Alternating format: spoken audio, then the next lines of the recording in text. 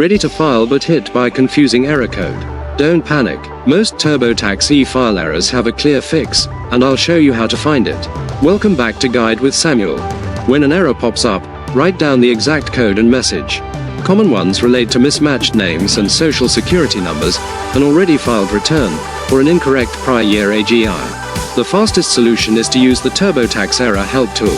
Go to the TurboTax support website and type in your error code. You'll get a step-by-step guide tailored to that specific error, often with a direct link to fix it inside your return. My crucial pro tip: error code 9001. Check your AGI.